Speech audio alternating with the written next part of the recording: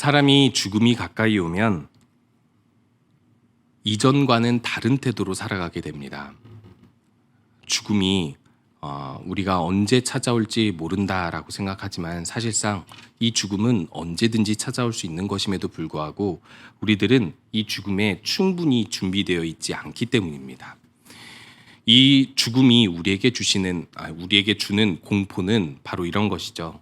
내가 고통 가운데로 이 죽음을 넘어가야 되는구나. 물론 우리는 기독교인이기 때문에 이 뒤 너머에 있는 영생, 지금 이 세상보다 더 주시는 풍성한 삶이 있다라는 것을 믿지만 이 죽음이라는 고통을 넘어가야 된다는 사실이 두렵곤 하죠.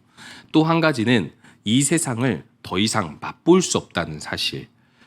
우리가 알 수 없는 세계로 가기는 하지만 사실 이 세상에서 더 있을 수 없기 때문에 그것이 슬프고 두려운 경우가 있고요.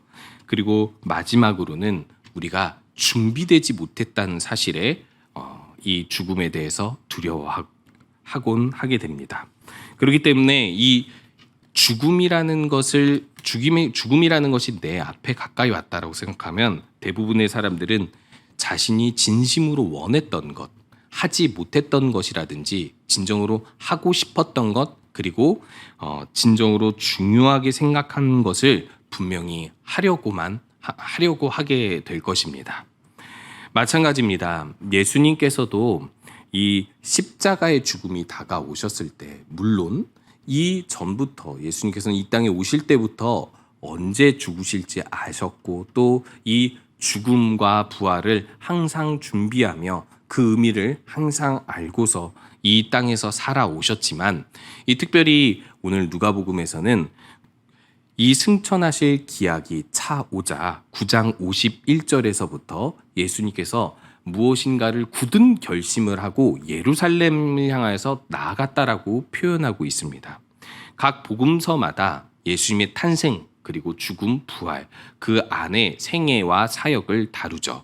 그런데 그 복음서마다 강조하고 있는 사실이 다른데 누가복음은 특징적으로 9장 51절에서 그리고 19장 28절까지의 이 행진, 예수님의 행진을 마지막 사역으로서 예수님께서 죽기 전에 무엇을 가장 강조하고자 했고 또 어떤 일을 하고자 하셨는지를 이야기하고 있는 것입니다.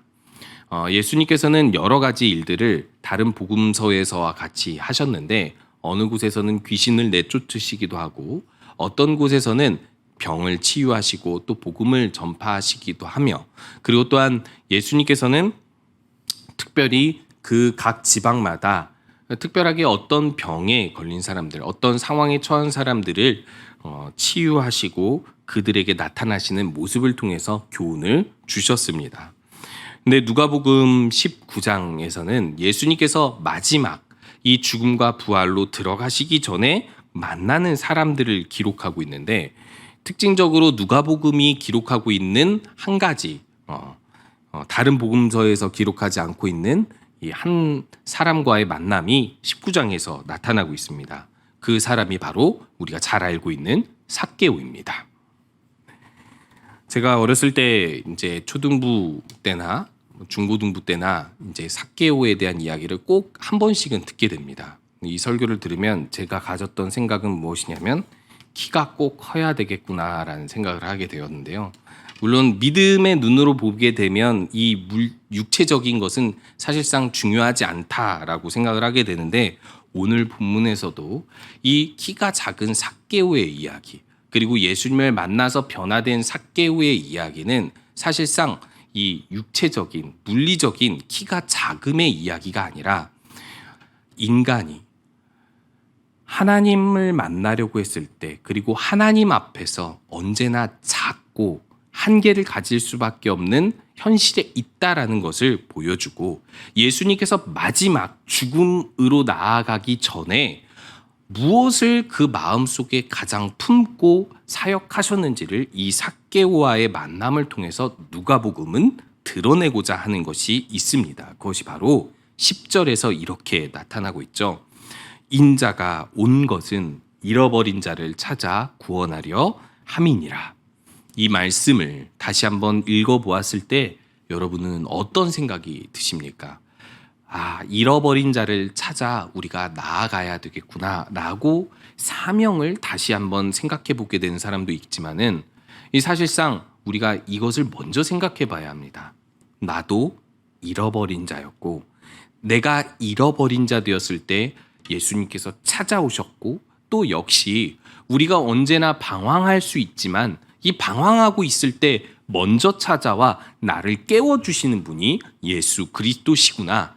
오늘 이 본문의 말씀에서 나타나고 있는 삭개오도 예수님께서 잃어버린 자를 찾아 구원하러 온 한 사건이지만 사실상 믿음이 점점 흔들리고 그리고 퇴보하고 있는 어떤 기독교인들에게도 주고 있는 메시지인 거죠. 이제 더 이상 퇴보하지 말고 다시 일어나 잃어버린 자를 찾아 구원하시는 예수님으로 말미암아 잃어버린 자를 향해 나아가라는 말씀이신 것입니다. 오늘 사건의 만남은 이렇게 시작하고 있습니다. 예수님께서 여리고로 들어가 지나가시더라. 예수님께서 여리고를 몇 번 방문하셨겠죠. 그리고 여리고는요, 그 당시에 가장 부유한 상업과 무역의 중심지였습니다. 그렇기 때문에 여러 사람들이 그 통행로를 통하여 들어갔고 또 예루살렘과 가까이 있었기 때문에 이 수도인 예루살렘 그리고 종교의 중심지인 예루살렘을 방문하는 사람들이라면 여리고를 반드시 지나쳐 왔겠죠. 우리도 성지순례나 어떤 이 지방에 방문할 일이 있으면 그 지방의 유명한 곳 그리고 또 유명한 맛집 이런 곳을 방문하게 되잖아요. 그렇기 때문에 여리고를 방문하는 것은 이 사실 특별한 일은 아니라고 볼 수도 있습니다. 그래서 1절에서 예수님께서 여리고로 들어가 지나가시더라라는 이 말씀으로 시작하는 것은 사실상 그냥 그 지역을 방문할 일이 있거나 아니면 예루살렘 주변이니까 여느 사람들과 같이 평범하게 예수님이 방문하시는 것처럼 오늘 이야기는 시작되고 있는데 2절부터 이 이야기가 평범하지 않다라는 것을 보여주고 있죠. 삭개오라 이름하는 자가 등장하기 시작합니다. 이 삭개오라 이름하는 자가 있는데 세리장이고 또한 부자라라고 소개하고 있습니다. 이 성경에서는 항상 요약하여 간결하게 말씀을 전하기 때문에 이 두 가지 단어로 삭개오를 표현했다라는 것은 이 삭개오가 예수님을 만나기 전에는 이런 사람으로 사람들에게 평이 나 있고 또 이 사람 스스로도 그것에 안주하는 그것을 향해 가는 사람이라고 볼 수 있는 것이죠. 세리장이고 부자라. 여리고가 상당히 상업과 무역의 중심지이고 부자 동네라고 한다면 거기서 부자라고 평가받으면 얼마나 부자였을까요? 그리고 또 여기서 이 삭개오는 그냥 세리가 아니라 세리장이라고 이야기한다면 우리가 흔히 알고 있는 것처럼 세리들은 당시 유대인들의 미움을 받았잖아요. 그래서 종교 행사에 같이 참석하지 못했습니다. 이들은 배제되는 대상이었어요. 왜 그러냐면 이 로마의 심부름꾼으로서 이 세금을 유대인들에게 걷어가는데 절대로 정직하게 걷어가는 인물들이 아니기 때문입니다. 물론 어떤 세리는 정직하게 세금을 걷었을 수도 있고 유대인들과 친했을 수 있겠지만 일반적으로는 유대인들이 이 세리를 좀 비열하고 비겁하고 그리고 또 이제 더 많은 세금을 부과해서 자기 것을 더 취득해서 부자가 되려고 하는 아주 나쁜 매국노 같은 사람들로 인식하고 있었는데 그것의 리더가 세리장이죠. 이 모든 것을 총괄하고 이 모든 것을 지도하는 유대인 세리장이 바로 삭개오였다라는 것입니다. 그리고 이 삭개오가 예수님이 여리고를 지나가실 때 어떤 행동을 하는지에 먼저 집중하고 있습니다. 이 삭개오는 부자이고 세리장이기 때문에 부족한 것이 없죠. 부족한 것이 없는데 이 세리장 삭개오가 예수님이 오신다는 소식을 듣고 나서 하는 행동이 사실상 우리들에게 있어서는 너무나도 당연하다라고 생각할 수 있지만은 이 당시의 사람들에게 있어서는 도저히 상상할 수 없는 행동을 하게 됩니다. 3절에 보니까요. 그가 예수께서 어떠한 사람인가 하여 보고자 합니다. 뭐 그럴 수 있겠죠. 세리장이니까 지위가 높은 사람이니까 이거 꼭 부유한 사람들이라고 해서 다른 것을 호기심을 갖지 않거나 욕심을 내지 않는다라고 할 수 없잖아요. 그러니까 예수님이 그 당시에 소문이 아주 퍼진 사람이기 때문에 유명한 랍비였기 때문에 예수님을 한번 보고자 하는 것은 사실상 우리에게 좀 별로 놀라운 일은 아닐 수 있습니다. 그런데요, 만약에 삭개오가 유대인들이 가지고 있는 이 종교 문화, 종교 중심지에서 배제되어 왔던 사람이라면 삭개오는 이 생각조차 하는 것이 사실상 맞지 않는 생각이라고 할 수 있는 것이죠. 유대인들에게 인기 있는, 그리고 이방인들에게도 물론 인기가 있었지만은 이 유대인들의 지지를 받아서 이 한 메시아로서 혹은 하나님의 아들일지도 모른다, 선지자와 같다라고 유명해진 한 사람, 이 예수를 보고자 한다라는 것은 삭개오가 왜 보고자 했고 어떤 마음으로 보고자 했는지를 그 다음에 설명하고 있습니다. 어떤 사람인가 하여 보고자 하는데 그가 키가 작고 사람이 많아 할 수 없다라고 이야기합니다. 일단 두 가지 장애물이 생기죠. 사람이 너무 많습니다. 사람이 너무 많아서 예수님을 볼 수도 만날 수 없죠. 이 공통된 사실이에요. 예수님 만났던 사람들은 이 사람이 많아서 예수님께 나아갈 수도 없고 말을 걸 수도 없어서 혈루병 걸린 여인은 예수님의 옷자락을 아주 살짝 만지기만 하거나 어떤 사람들은 달려나와서 예수님 앞을 가로막고 그 앞에 무릎 꿇고 엎드려서 소리를 치기도 합니다. 그리고 너무 그 소리치는 것이 시끄러워서 제자들이 그것을 저지하는 경우도 있었죠. 그리고 어린아이들을 데리고 왔었던 부모들도 마찬가지죠. 어떻게든 안수받게 하려고 어린아이들을 데리고 왔을 때 무질서한 모습으로 이들은 찾아오게 됩니다. 그런데 이 삭개오는 자기가 권위 있는 사람임에도 불구하고 유대인들에게 종교적으로 배제받는 사람이어서 그랬었는지 몰라도 이 사람이 하는 행동은 이 4절에 보면 몰래, 어떻게 보면 몰래라고 할 수 있겠죠. 돌무화과 나무에 올라가 예수님을 보기만 하려고 합니다. 여기서 중요한 사실은 삭개오는 예수님을 만나려고 하지 않았다는 사실이에요. 보기만 하려고 돌무화과 나무 위에 올라갔고, 여기서 더 특징적인 것은 달려서 올라갔다는 것입니다. 저는 과연 이렇게 많은 사람이 있는 중에 누가 삭개오를 관찰했을까? 그리고 또 나무를 향하여 달려가는 이 삭개오의 모습을 누가 과연 목격했을까? 아니면 삭개오가 스스로 이것에 대해서 이야기했을까라는 것이 궁금했지만 이 중요한 사실은 삭개오는 유대인이고 세리장이기 때문에 나무 위에 올라가서 어떤 사람을 만나는 행동이 사실상 상당히 품이 없는 행동이기 때문에 이런 행동을 일반적으로는 하지 않는다는 것입니다. 그럼에도 불구하고 삭개오가 이렇게 나무 위에 올라가서 예수님을 보기만 하려고 했다라는 것은 삭개오의 마음에 무엇이 있다라는 것이죠.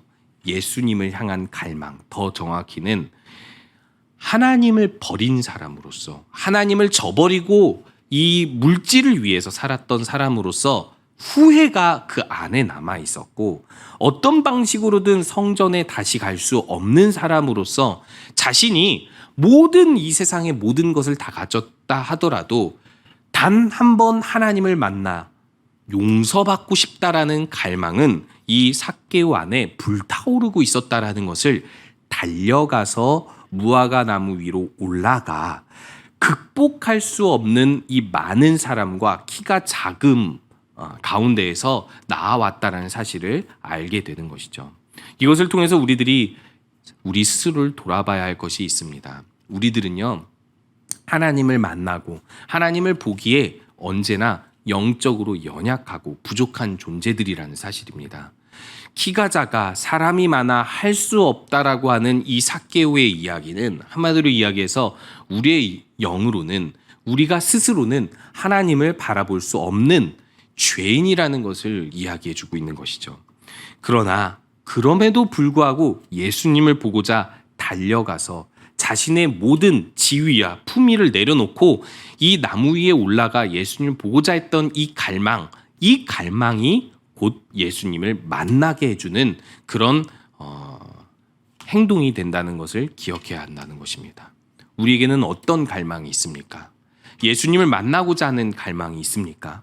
그리고 예수님과 함께 예수님 안에서 우리의 신앙을 회복하고 우리 삶 가운데 찾아오시고 우리 삶 가운데 함께 하시는 예수님으로 말미암아 더 하나님과 가까이 하나님과 동행하고자 하는 갈망이 있습니까? 그 갈망이 있다면 우리들은 돌 무화과 나무 위에 달려 올라가는 삭개오의 열심과 같이 무엇인가를 하게 될 것이라는 것을 기억해야 할 것입니다. 그 다음으로 이 삭개오가 이 놀라는 일이 벌어지는데요. 이 나무 위에서 예수님이 지나가는 것을 보고 있었던 삭개오에게 갑자기 예수님께서 삭개오를 쳐다보시고 5절에서 삭개오야 속히 내려오라 내가 오늘 내 집에 유하여야 하겠다라고 이야기하고 있는 것입니다. 놀라는 일이 두 가지죠. 이 첫 번째가 무엇이냐면 삭개오의 이름을 불렀다는 사실입니다. 이것도 특징적입니다. 예수님께로 나오는 많은 사람들이 있는데 그 사람들의 이름을 부르신 적이 거의 없습니다. 그 사람들이 만약에 나병 환자였다면 예수님께서는요 그 사람에게 그 사람 피부, 그 사람 몸에 손을 대시고 치유하시고, 그 사람이 만약에 중풍병자였다면 이 중풍병자에게 일어나 걸으라라고 말씀하시지 이 중풍병자의 이름을 따로 말씀하시지는 않고, 또 혈루병 걸린 여인이 자신 옷자락을 만졌을 때에도 이 여인을 향하여 난 너를 알고 있다 이름을 부르지 않고 오히려 누가 나의 옷자락을 만졌는가라고 예수님께서는 이런 방식으로 사람들을 부르시는데, 예수님께서 접근하시고 그 사람들을 부르시는 방식을 보면 그 사람들에게 가장 필요한 것을 예수님께서 주고 계시다라는 것을 알 수 있습니다. 그렇다면 삭개오에게 필요한 것이 무엇이었다는 것이죠? 이름을 부르는 것이었습니다.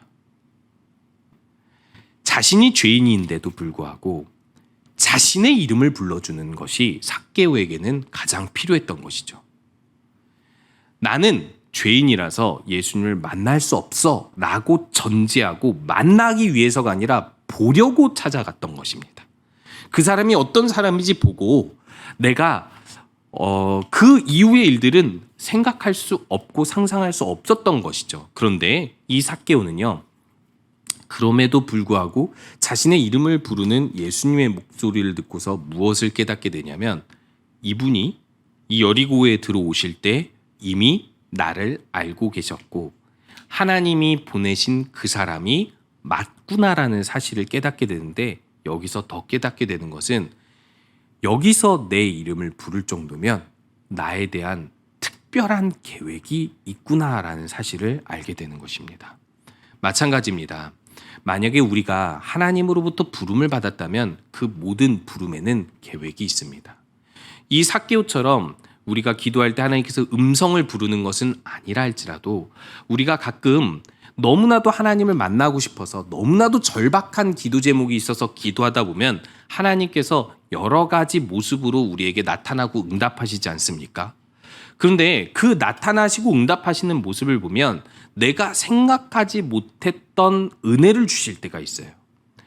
나는 이런 시기에 이런 방법으로 반드시 응답받아야 된다라고 막 기도하는데 그때는 안 나타나요. 그리고 그런 방법으로는 하나님께서 나에게 응답해 주시지는 않지만 내가 생각하지 못했던 현장에서 생각하지 못했던 사람으로 생각하지 못했던 방법으로 나에게 찾아오시는데, 그 하나님께서 찾아오실 때 주시는 그 방법으로 인하여서 우리들은 이것을 깨닫게 됩니다. 내가 구한 것 이상의 하나님이 살아계시고 이미 나를 보고 계시는구나라는 것을 깨닫는 것이죠.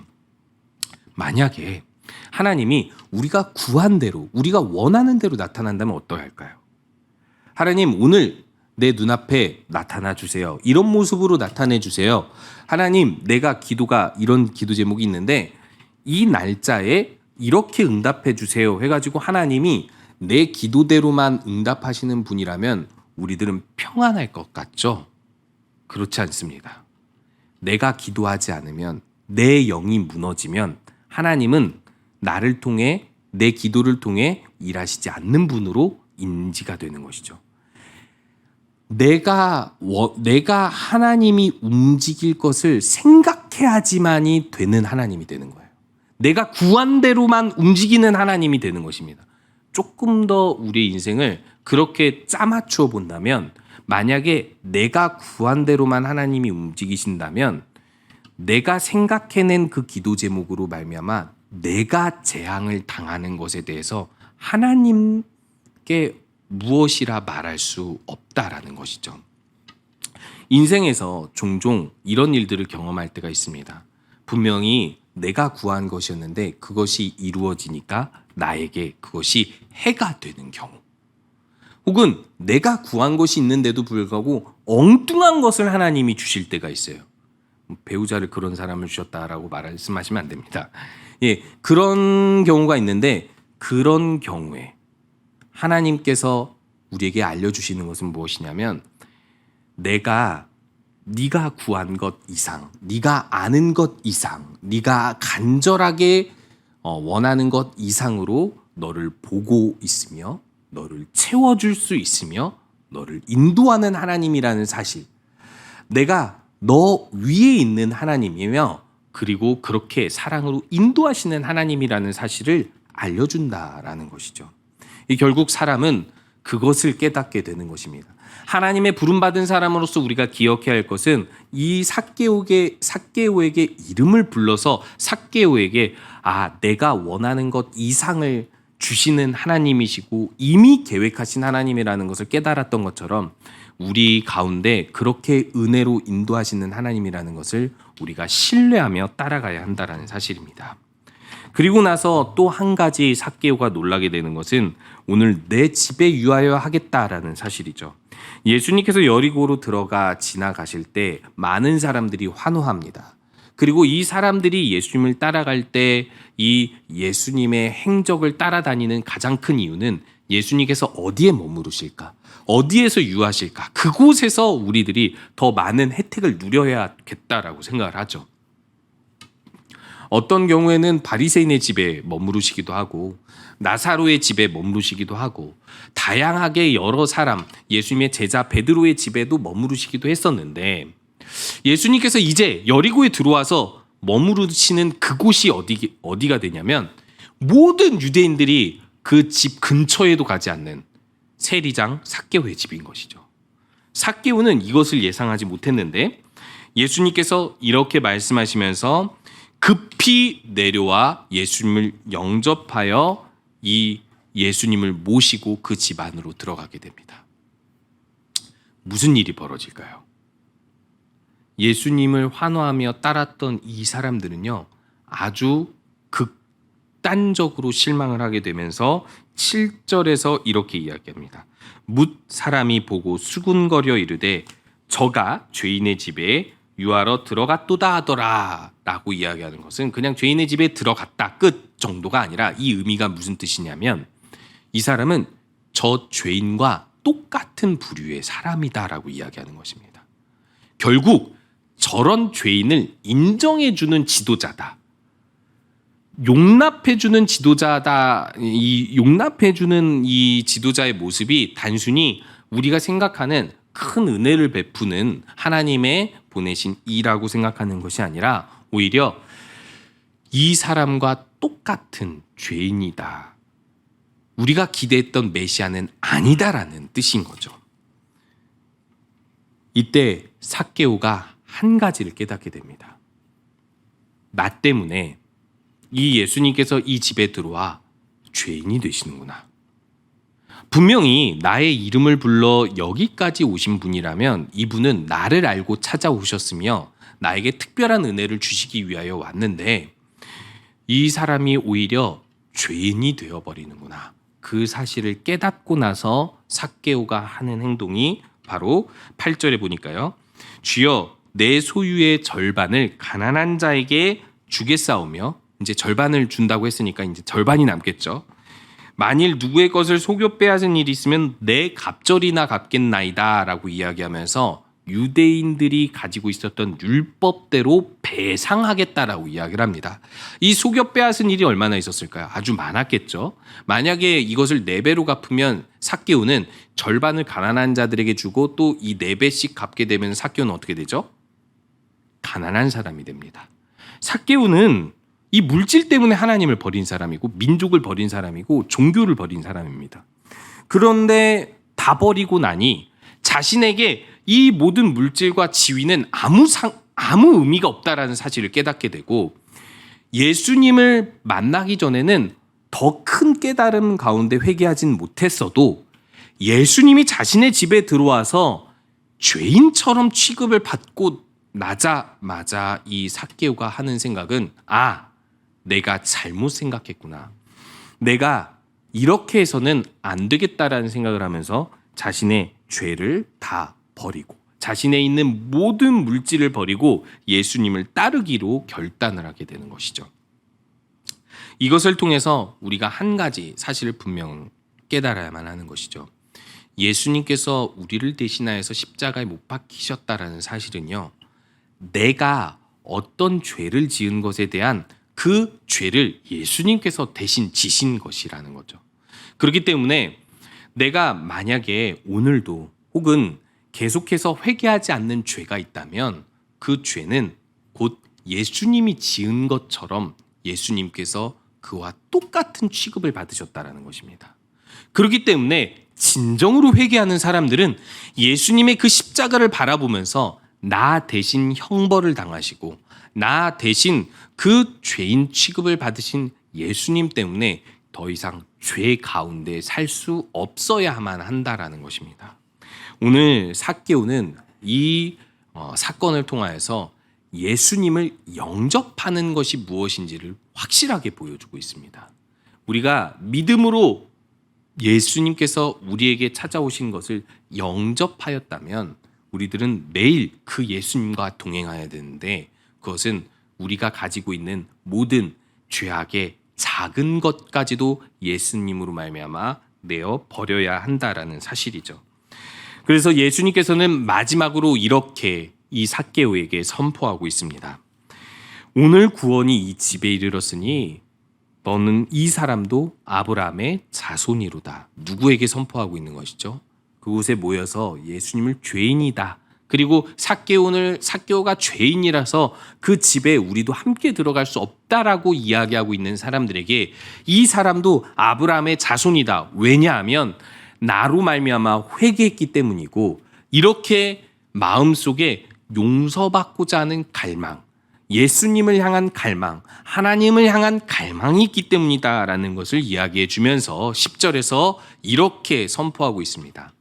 내가 온 것은 잃어버린 자를 찾아 구원하려 함이니라 라고 이야기하면서 많은 구원받는 자들이 어떤 가치를 그 마음속에, 그 삶 속에 지니고 있냐면, 잃어버린 자를 찾아 삭개오에게 오셨던 그 예수님의 가치를 그 마음속에 지니고 있다라는 것을 이야기해 주고 있습니다.